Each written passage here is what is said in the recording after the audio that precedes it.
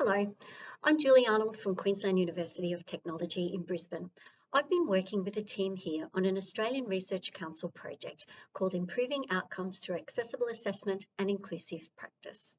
One of our focus areas is assessment for learning or formative assessment. You see, Queensland's tertiary entrance system has changed a lot.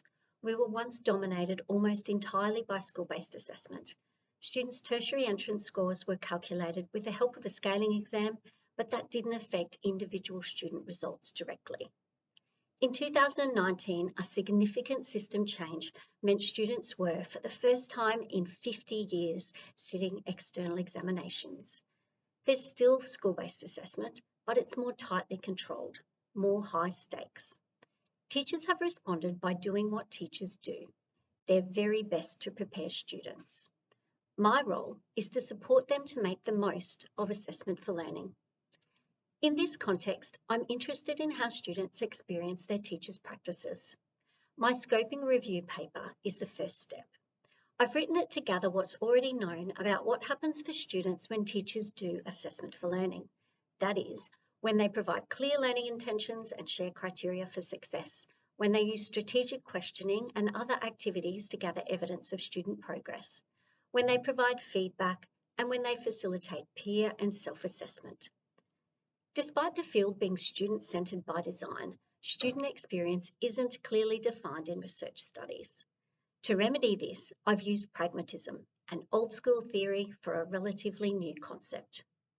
In the paper, Student Experience of AFL is the practical effects on students reported from their point of view or sometimes observable in their classroom behaviour.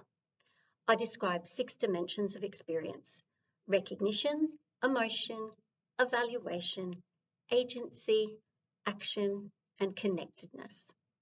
The findings are organised in these dimensions so you can readily see the challenges and opportunities. There are real gems in there that can show teachers, schools, and policymakers what to try next.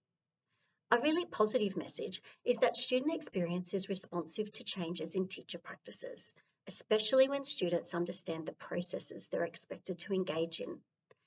The findings also show how AFL's positive relational effects and attending to the emotional impact of assessment can improve learning. Less positive, let's say it's a call to action for researchers, is that diverse student experiences are underrepresented. There is still so much to be learned about how students with difference and disability experience assessment for learning. And while I can't resist a shout out in gratitude to Scandinavian physical education teachers, we do need more discipline-specific studies. Please feel free to get in touch with me. I love nothing more than talking about assessment and learning.